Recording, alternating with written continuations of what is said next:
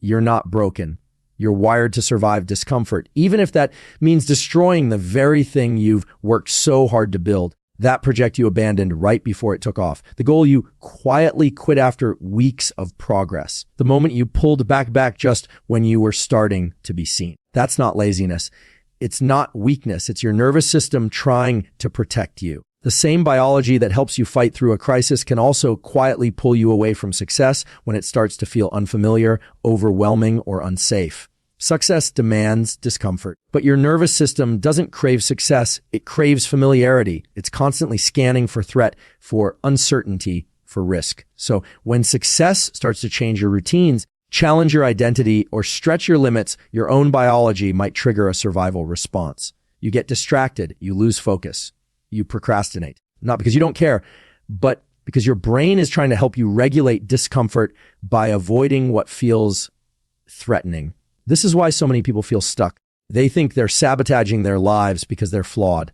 But the truth is far more hopeful and far more scientific. What you're facing is not moral failure. It's nervous system conditioning, and it can be rewired. You can train your biology to stop flinching from progress and start adapting to it. But that training doesn't happen through hype or willpower. It happens through understanding, through deliberate practice, through the science of how your brain responds to uncertainty and how it reshapes itself through effort. Let's begin with the hard truth. Your brain is not designed to make you successful. It's designed to keep you alive. And from an evolutionary standpoint, success is risky. It often means changing routines, standing out, being seen, and confronting failure. To your primitive brain, all of that registers as danger. This is why the prefrontal cortex, the part of your brain that plans, sets goals, delays gratification, is constantly negotiating with your limbic system, which is wired to detect threats and seek safety.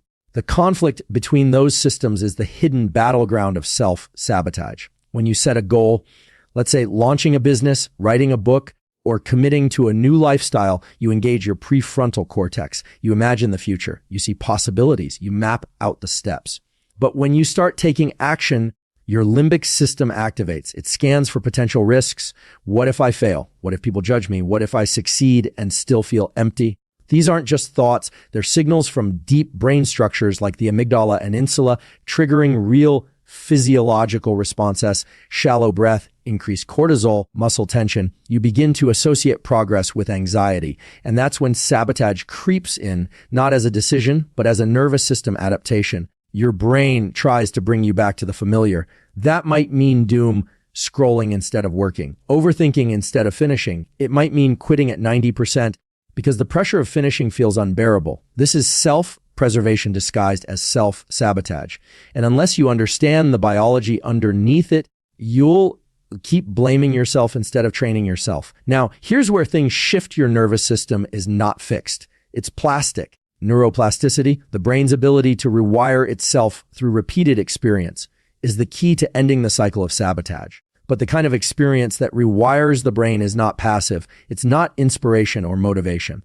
It's effortful, embodied action that pushes the system into discomfort and teaches it to adapt. When you repeatedly do something hard, something that stretches you just beyond your current capacity, like finishing the chapter even when you're tired, speaking up even when your voice shakes, or showing up even when you feel small, you send a signal to your brain this is safe. Over time, that signal rewires the threat response. What used to trigger avoidance now becomes familiar.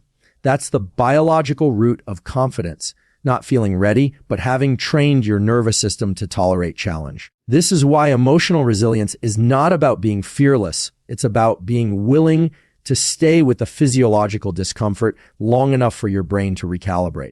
And that requires tools, real tools. Because biology doesn't change through theory. It changes through practice. Breath work, for example, is one of the most direct ways to shift your nervous system state. When you deliberately exhale longer than you inhale, let's say inhale for 4 seconds and exhale for 8, you activate the parasympathetic branch of your autonomic nervous system. This signals to your brain that you're not under threat, even if you're doing something hard. It's a way to decouple effort from panic. Another powerful tool is cold exposure, not for toughness, but for training. When you expose your body to controlled cold stress, like a cold shower or ice bath, your brain learns to regulate discomfort rather than react to it. It builds your capacity to stay in uncomfortable sensations without flinching. That translates to your work, your relationships, your goals. You become someone who can feel stress without backing away from what matters. Visual focus is another underestimated tool. When you focus your eyes narrowly on a single point, like a pen tip or a distant object, you activate circuits in the midbrain associated with goal pursuit. This sharpens cognitive engagement and helps suppress distraction.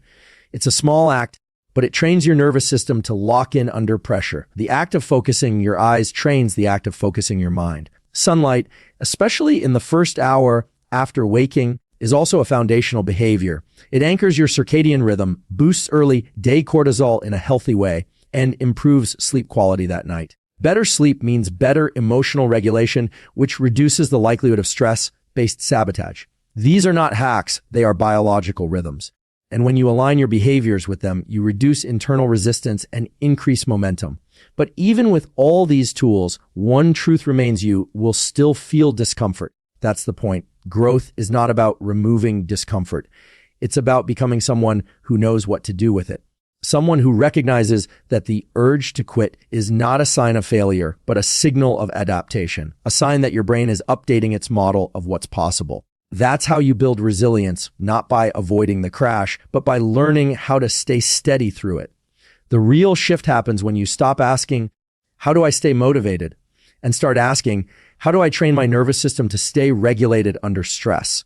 Because motivation is fleeting, but a trained nervous system is reliable. It becomes your anchor in chaos, your edge in challenge. And that's not reserved for the elite or the gifted. That's biology.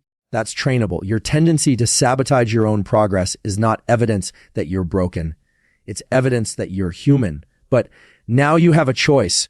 You can keep obeying those survival instincts as if they define you, or you can start retraining the very biology that holds you back. And you do that one deliberate behavior at a time. Let's go deeper. Let's talk about what happens right at the edge of your capacity. Those moments when you feel the strongest urge to give up. It could be when you're writing your 10th draft and your inner critic is screaming.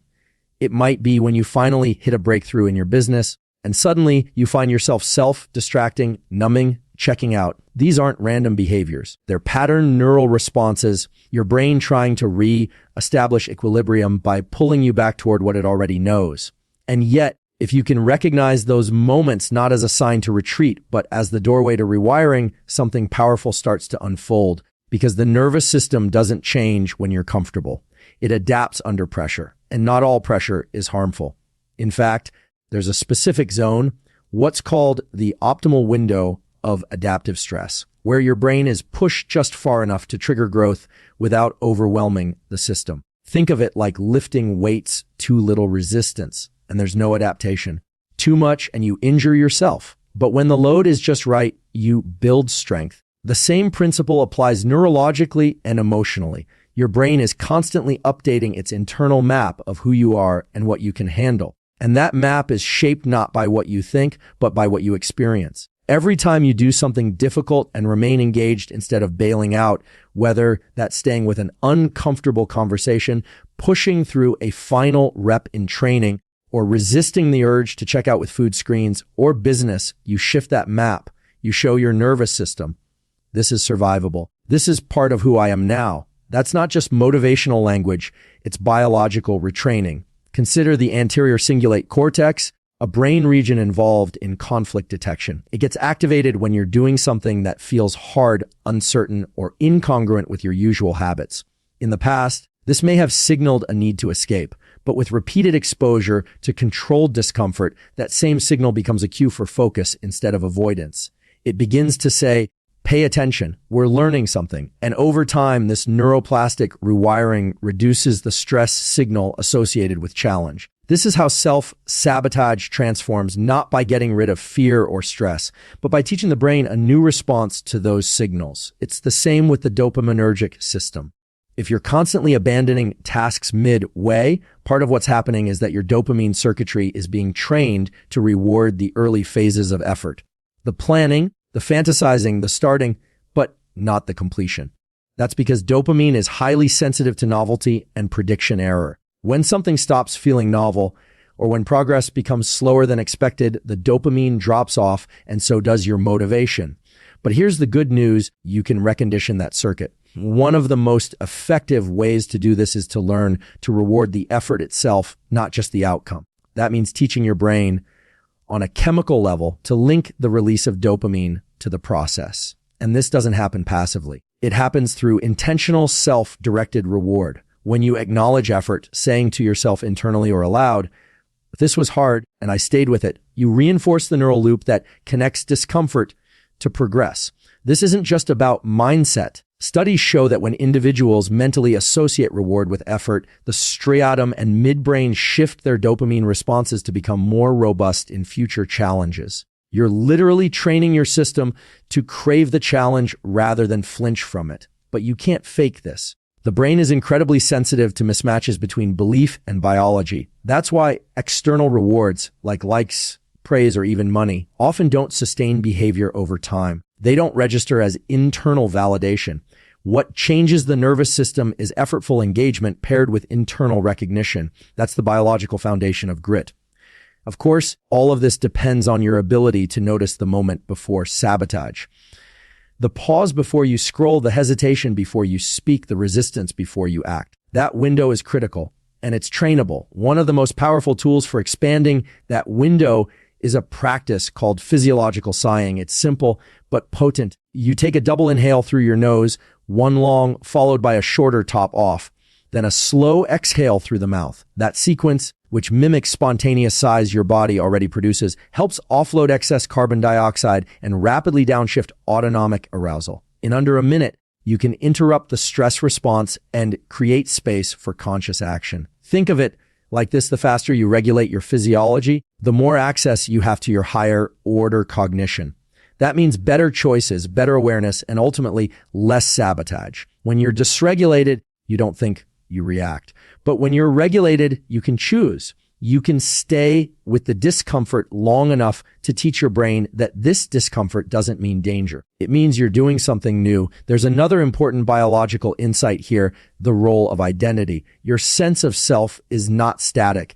It's shaped by your actions. And from a neuroscience standpoint, identity is not an abstract idea. It's a network of neural associations built over time.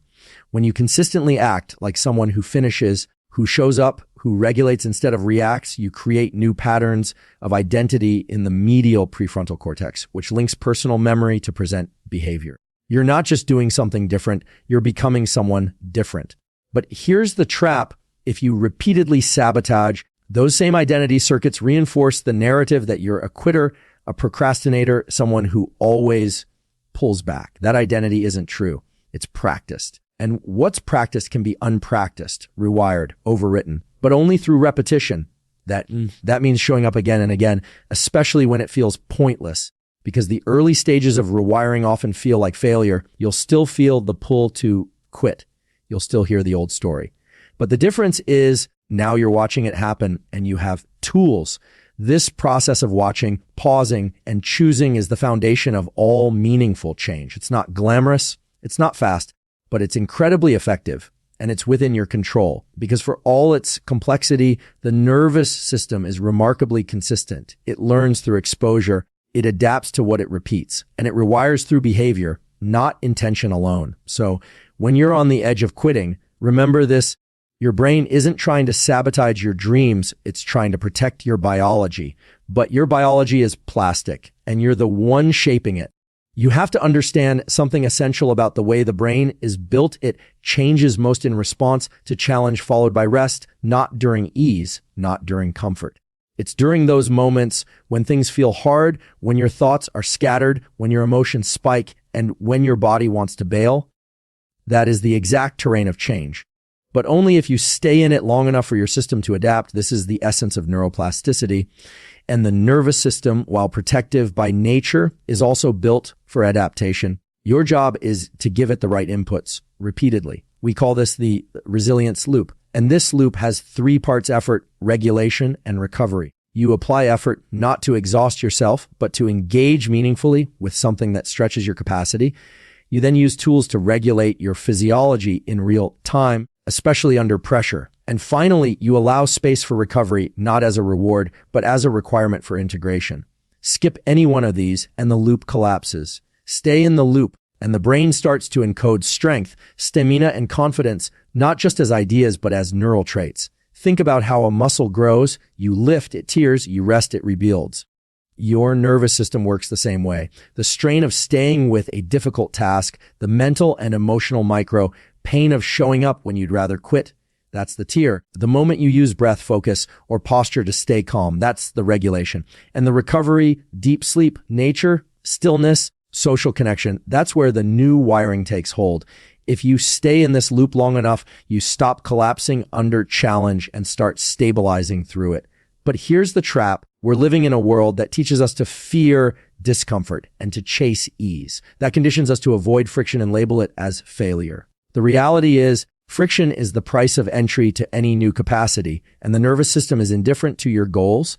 It only responds to what you practice. So if you practice quitting, avoidance, or numbing every time stress arises, you train those patterns into your biology, not because you're weak, but because your system is efficient. It defaults to what's repeated. The good news, you can reverse that. You can practice staying.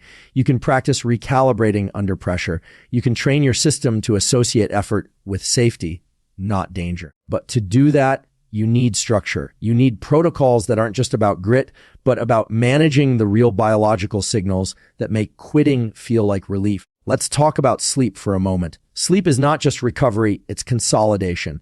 When you're sleep deprived, the parts of your brain responsible for regulating emotion, specifically the medial prefrontal cortex, lose their grip on the limbic system. That means more reactivity, more impulsivity, and less ability to override those sabotage impulses. But when you sleep well, particularly getting 80-90 minutes of deep sleep early in the night and REM sleep later on, your brain consolidates memory and emotional learning. That means the resilience you train during the day gets encoded at night. Sleep isn't optional. It's strategic. It's where effort becomes identity. Sunlight, too, plays a role here. Getting 10-30 minutes of natural light in the morning, especially within the first hour of waking, sets your internal clock. This doesn't just improve sleep later. It anchors cortisol rhythms, making you more alert during the day and lowers your vulnerability to stress. That morning light also hits melanopsin cells in your retina, which signal the brain's master clock, the suprachiasmatic nucleus, to align every cell in your body to the same rhythm. The result? You feel less chaotic, less pulled toward impulsive sabotage because your entire physiology is in rhythm. You're operating from coherence, not chaos. Another piece of the resilience loop is movement, specifically deliberate physical stress like exercise. When you engage in movement that raises your heart rate and pushes your physical limits, your body releases molecules like brain-derived neurotrophic factors, BDNF. BDNF supports the growth of new neural connections, particularly in areas like the hippocampus, which governs memory and emotional regulation. In other words, movement makes your brain more plastic, more able to learn from the challenge and recover stronger. It's not about burning calories. It's about becoming biologically resilient. But the real key, the thing most people skip, is regulation in real time. Because sabotage doesn't happen in theory. It happens in the moment. You're sitting in front of the screen about to write that final page and your chest tightens. Your breath shortens. Your brain starts hunting for distractions. That's the exact moment where self-destruction is either reinforced or rewired. And unless you intervene at the level of the nervous system, you will default to old patterns. So what do? First, become aware of your physiology. Are you breathing shallow and fast? Are your eyes darting? Is your jaw tense? These are signs your sympathetic nervous system, the fight or flight arm, is kicking in. At low levels, this system helps you focus. But when it spikes too high, it hijacks cognition. To reset, you use the body. A few deep, slow exhalations. A long held gaze at a single point to anchor your attention. A quick walk or even posture shift. These aren't hacks. They're leverage points. You're using the body to send safety signals back to the brain. And that brings the prefrontal cortex back online so you can choose, not just react. Now, repetition matters. One regulated experience isn't enough to change a lifetime of sabotage. You need volume. You need frequency. That's how the brain decides what's real and worth wiring in. Think of it like this. Every time you override the urge to escape and instead regulate and re-engage, you cast a vote for the person you're becoming. And the brain keeps score. But don't make the mistake of thinking this means perfection. Resilience isn't about never falling off track. It's about recovering faster. The quicker you notice the impulse, regulate your physiology, and re-enter the task or behavior, the more stable your circuitry becomes. This is the foundation of mental toughness, not just grinding harder, but learning to return faster. And here's the beautiful part. The more you practice this, the less energy it takes. What once required conscious effort starts becoming automatic. That's the nervous system learning. Your identity shifts from someone who always quits to someone who knows how to stay. And that shift isn't motivational, it's mechanical. You've trained it. That's the real edge, not talent, not motivation, but a trained nervous system. One that knows how to face resistance and keep moving. One that sees the warning signs of sabotage and responds with skill, not panic. Because the truth is, your biology isn't the enemy. It's your most powerful ally if you learn how to work with it. What most people don't realize is that sabotage isn't loud. It's not some dramatic explosion that ruins everything in a single moment. It's quiet. It's subtle. It sounds like, "I'll start tomorrow." It feels like checking your phone instead of finishing your work. It looks like rearranging your to-do list instead of taking the next uncomfortable step. Sabotage is silent because it comes from within your own system, specifically from the parts of your brain trying to protect you from emotional risk. Your nervous system equates risk with danger, and that's not always logical. In fact, it's rarely logical. The amygdala doesn't speak in words. It speaks in sensations, tightness in the chest, heat in the face, the subtle urge to withdraw or delay. The problem is, most of us aren't taught to read those signals as biology. We internalize them as personality. We think, "I'm not cut out for this. I must not care enough." But the truth is far more liberating. That inner signal doesn't mean stop. It means adapt. It means you've reached the edge of your current conditioning and the opportunity to rewire begins. This is where most people back off. But this is where you must lean in, not with force, but with precision. You're not trying to overpower your biology. You're training it to respond differently. That means shifting from identity-based sabotage to action-based identity. Most people live in the reverse. They let their identity determine their actions. "I'm someone who procrastinates, so I'll probably quit again." But the neuroscience shows that identity is fluid. It's a byproduct of repeated action, not the other way around. Every time you take action in the face of discomfort, your brain updates its model of who you are. That model is stored in the medial prefrontal cortex and insular cortex, regions deeply involved in self-perception. You're teaching your brain, "I'm someone who moves forward even when it's uncomfortable." The brain doesn't update identity from success. It updates it from consistency. That means showing up in small, specific ways, because that's what the nervous system remembers, what was repeated under pressure. But how do you take action when every cell in your body feels frozen? When you're stuck in inertia, spiraling in thoughts, and no tool seems strong enough to break the paralysis? This is where micro goals become critical. The brain handles overwhelm by narrowing the field of focus. When you zoom in on a single manageable action, send the email, write the paragraph, do the push up, you activate goal-directed circuits in the basal ganglia. These circuits thrive on clarity and repetition. Over time, these small actions create internal traction. And that traction is what pulls you out of sabotage and back into momentum. It's also important to recognize that sabotage isn't always failure to start. Sometimes it shows up as perfectionism. You hold back because the work wasn't ready or you don't feel aligned. But underneath perfectionism is the same nervous system pattern: fear of rejection, fear of failure, fear of the unknown. When your nervous system is dysregulated, your brain becomes hypersensitive to potential social threat. It creates narratives to justify delay, but the biology is simple. Your body doesn't feel safe being seen. To rewire this, you don't need to become fearless. You need to become familiar with the feeling of exposure and still act. This is where controlled discomfort practices come in. Things like cold exposure, intense breath work, or public speaking reps. These aren't about toughness. They're about teaching your nervous system how to stay online during vulnerability. Because when the body learns that it can tolerate intensity without collapse, your identity shifts. You're no longer someone who avoids. You're someone who expands. This brings us to a powerful concept mismatch. The brain constantly compares internal state to external demands. When there's a mismatch, when your nervous system is overactivated, but the environment is not dangerous, you feel anxiety, panic, procrastination. But when you close that mismatch, by regulating your physiology to match the demand, you reduce sabotage. This is where real-time behavioral tools matter most. Let's say you're about to step into a high-stakes moment, an interview, a pitch, a performance. Your heart rate spikes, your breath shortens, your thoughts scatter. Most people interpret this as a sign they're not ready. But what's actually happening is your system preparing for output. Your job is not to suppress it, it's to guide it. You can do this by grounding your eyes, locking your gaze on a single stable point for 30 to 60 seconds. This calms the visual system, which in turn stabilizes the brainstem arousal centers. Pair this with a few slow exhalations and you shift your system from chaotic activation to functional readiness. It's not about feeling calm.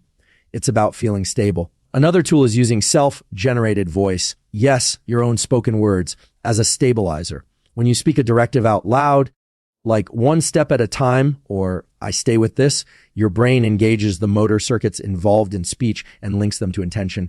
This grounds cognition. Silent thoughts can spiral. Spoken language engages more of the cortex, especially areas responsible for executive control. You're not affirming, you're directing. Now, here's where everything integrates.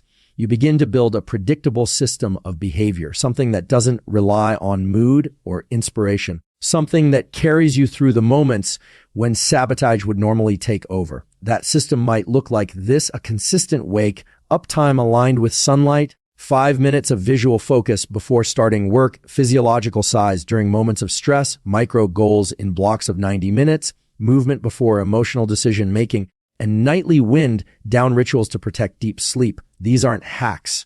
They're leverage points. They stabilize the nervous system, which stabilizes identity, which stabilizes action. And slowly, the chaos becomes coherence. The part of you that once needed to self-destruct begins to fade, not because it disappears, but because you've stopped feeding it. You've stopped rehearsing the old pattern. You've stopped reinforcing the neural loops that equate discomfort with danger. And that's the real shift. It's not about becoming someone new. It's about becoming someone regulated, someone whose nervous system is no longer hijacked by survival patterns that no longer serve you. Because sabotage isn't just about fear, it's about misattunement between what your biology expects and what your life now demands. Your job is to close that gap, not by grinding harder, but by practicing stability in small, consistent, biologically aligned ways. You don't need to be extraordinary. You need to be repeatable, because your nervous system doesn't care how big your dreams are. It only listens to what you do, especially under pressure. You are not weak for struggling with sabotage. You're not broken for wanting something deeply and yet watching yourself walk away from again and again. You are simply running a nervous system that was built to prioritize safety over success. That's not a character flaw. It's an evolutionary design, but just because it's hardwired doesn't mean it's permanent. Biology is not destiny. Biology is influence, and influence can be trained. Let's bring this full circle. You now understand that self-sabotage is not just psychological. It's physiological. It lives in your breath rate, your posture, your pupil dilation, your muscle tension. It's a cascade of automatic responses your brain has developed to reduce internal stress by avoiding external risk. But the brain doesn't change through insight alone. It changes through repetition under tension. That's where identity is forged, not in calm, but in friction. When you notice the urge to quit and instead you breathe, focus, and move 1 inch forward, that's neuroplasticity in real time. And you also know that resilience is not a gift. It's a process, a loop. Effort, regulation, recovery. Repeat. You don't need to eliminate sabotage. You need to shorten the gap between the impulse and the recovery. You need to reduce the time it takes to catch the old pattern, regulate your nervous system, and enter with clarity. That's how mastery works. Not in grand transformations, but in thousands of quiet returns to center. But you might be wondering, what does this look like when it works? It looks like showing up to your work even when your stomach turns with self-doubt and your chest tightens with old shame. It looks like feeling the surge of anxiety before sending that email and doing it anyway. With breath, with focus, with awareness. It looks like waking up tired, not motivated. And instead of spiraling into avoidance, you drink water, get outside, move your body, and set a 10-minute timer to begin. It looks like becoming someone's nervous system is trained for challenge, not protection. The emotional payoff here is profound because when you stop sabotaging your progress, something unexpected emerges: trust, not just in the process, but in yourself. You stop seeing discomfort as the enemy. You stop fearing the emotional storms. You start to experience yourself as capable, not because everything feels easy, but because you've built the capacity to keep going when it doesn't. That self-trust is more valuable than any strategy or motivation technique. It's what allows you to commit when there's no guarantee, to love when it's scary, to create when there's no applause. It's what turns nervous system regulation into freedom, because you're no longer being dragged around by your impulses. You've taught your biology to follow your vision, not the other way around. So where do you begin? Not with some life overhaul, not with lofty goals or dramatic gestures. You begin with one core protocol, one simple, repeatable behavior that teaches your nervous system a new rhythm, a new reference point. And here's the one I recommend you start with because it's foundational science, the backed, and requires no motivation to execute the 5-minute reset protocol. Here's how it works. Right after you wake up, before checking your phone or diving into stimulation, you go outside. You expose your eyes to natural light for at least 5 minutes. No sunglasses, no glass between you and the sky. Just you and the sunlight, even if it's cloudy. During this time, you stay silent. You bring your visual focus to the horizon. Relaxed, not fixed, and you breathe. One deep inhale, one long exhale. No goals, no agenda, just light air, stillness. This does several things. It anchors your circadian rhythm, giving your brain a clear time stamp for the day that improves cortisol timing, increases alertness, and promotes better sleep later. It also gives your visual system a signal of safety. Wide-angle vision is associated with parasympathetic activity. That calms your system and reduces the anxiety spike many people feel upon waking. And most importantly, it creates a pattern of deliberate nervous system regulation before stress hits. Why is this powerful? Because the first few minutes of your day set the tone for your entire cognitive and emotional architecture. If you start regulated, you are exponentially more likely to stay regulated as challenges arise. And if you stack just a few more micro behaviors onto this, like 2 minutes of movement or one visual focus drill, you begin creating an internal identity shift. You become someone who doesn't wait to feel motivated. You train for it. Let's be clear, there is no single moment of arrival. There will always be days when savage knocks at your door, when the urge to check out, delay, or collapse feels overwhelming. But those moments are no longer the enemy. They are now part of your training. They are reminders that your system is being pushed to grow. And every time you override the reflex, not through force, but through awareness and regulation, you reinforce a deeper truth, and you are not broken. You are not lazy. You are not wired to fail. You are wired to protect yourself from discomfort. But you can train yourself to pursue what matters despite discomfort. You can rewire your brain to finish what you start, to stand in the fire of uncertainty without flinching, and to act in alignment with your deepest goals, not your oldest patterns. And that rewiring begins today. You don't need to trust the process. You just need to do the process because your biology is waiting for input. Your nervous system is listening. And every time you act with intention under stress, you are becoming the